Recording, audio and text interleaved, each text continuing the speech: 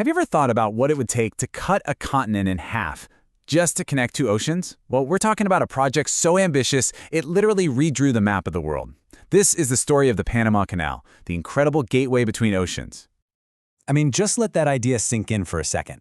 You're not just digging a ditch, you're carving through a landmass to connect the two biggest oceans on the planet. It was a vision that would test empires, cost a fortune in both money and lives, and completely change how we move goods around the globe. For more than 100 years, this shortcut has been a critical artery for world trade. But, building it was this absolutely brutal, decades-long saga of epic failure, incredible innovation, and just an immense human cost. So how on earth did they pull it off? Okay, so the dream of a shortcut through the Americas? It wasn't exactly a new idea. For centuries, sailors, explorers, and entire empires would stare at that skinny little strip of land in Panama and just imagine the possibilities. It was this tantalizing dream of a faster, safer way west. And here's where you really see why that dream was so powerful. On one side, you have the old way, a crazy 15,000-kilometer journey around South America through some of the most dangerous waters you can find. On the other, the promise of an 82-kilometer shortcut. The incentive was just enormous. We're talking about saving weeks of travel time, avoiding unbelievable risks, and saving an absolute fortune on every single voyage. But here's the thing. The jungle did not give up its secrets easily. Way back in the 1600s, people were already trying. Scotland's Darien scheme, for example, was a total and complete disaster. It was this tragic lesson that just having a big dream wasn't nearly enough to conquer Panama's brutal environment.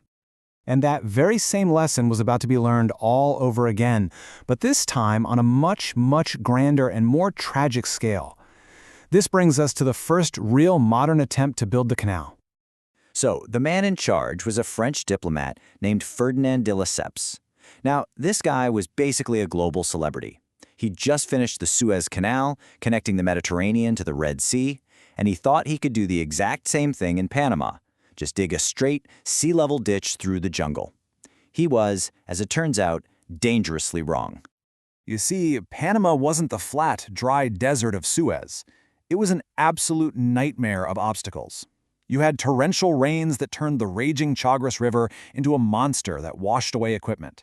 You had constant, massive mudslides that would bury excavation sites overnight. And then, lurking everywhere was the deadliest threat of all, disease. The human cost was, well, it was catastrophic. Just look at this number, 22,000. That's how many workers, most of them from the Caribbean, are estimated to have died in just 8 years. The French had no idea that mosquitoes were carrying yellow fever and malaria. The very hospitals they built became death traps. And the financial toll was equally staggering.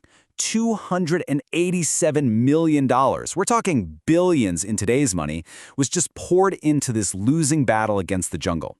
Then, in 1889, the whole thing came crashing down. The company went completely bankrupt. And the ripple effect was devastating. This wasn't just some company failing.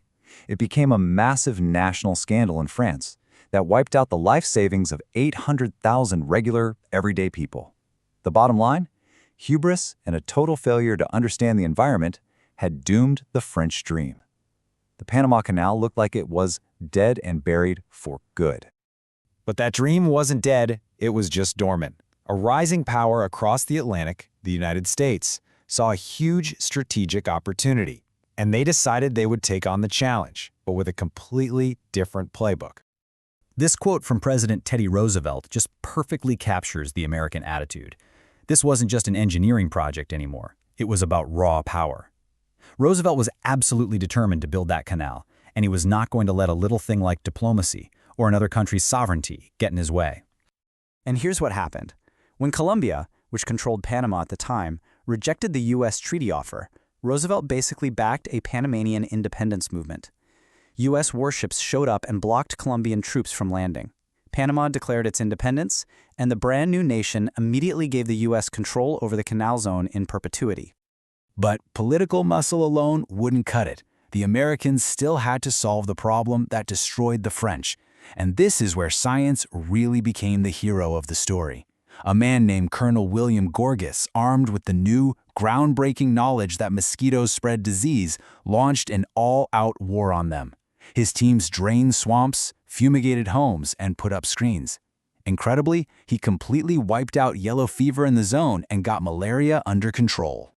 It's really important to remember, though, that this American triumph was built on a deeply unfair system. Most of the hard labor was done by black workers from the Caribbean, and they were forced into a segregated payment system. The skilled American workers, who were white, were on the gold roll, paid in valuable US dollars. But the black workers were on the silver roll, paid in less valuable local currency, and they lived and worked in far, far worse conditions. So, with the diseases managed and the politics sorted out, the Americans could finally focus on the engineering itself, and their solution was nothing short of revolutionary. The new chief engineer, John Frank Stevens, took one look at the failed French plan and basically said, no way. Instead of trying to dig through the mountains, he pushed for an ingenious lock-based system. Think of it like a giant water elevator that would literally lift ships up and over the Continental Divide. The genius here is its sheer scale and elegant simplicity. Just picture it. A massive ship sails into a concrete chamber. Giant steel gates swing shut behind it. And then, millions of gallons of water, using nothing but gravity, pour in, lifting this enormous vessel 85 feet into the air. The ship then sails across a man-made lake before another set of locks lowers it back down to sea level. It is just mind-blowing.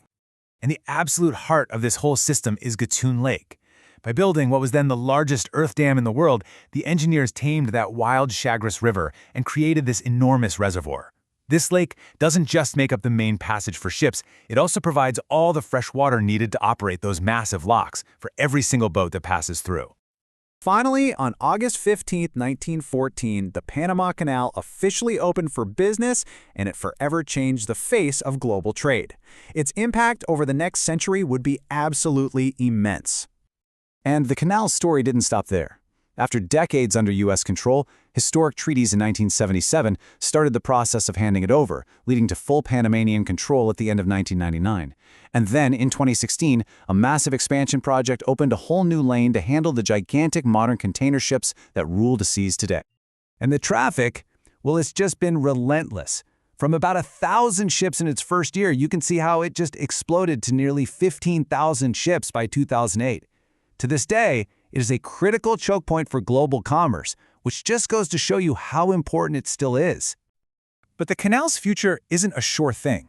Climate change is now threatening its supply of fresh water, which is a huge problem for a system that runs on rain. There's new competition from places like the Suez Canal, and even potentially new shipping routes opening up in the melting Arctic.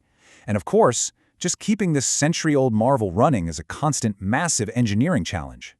So from a deadly jungle to a gateway for the entire world, the Panama Canal is this incredible symbol of human ingenuity and ambition. But now, it's facing a whole new set of challenges, from a changing climate to shifting trade routes. And that leaves us with a big question. How will this 100-year-old wonder adapt to navigate the currents of the next century?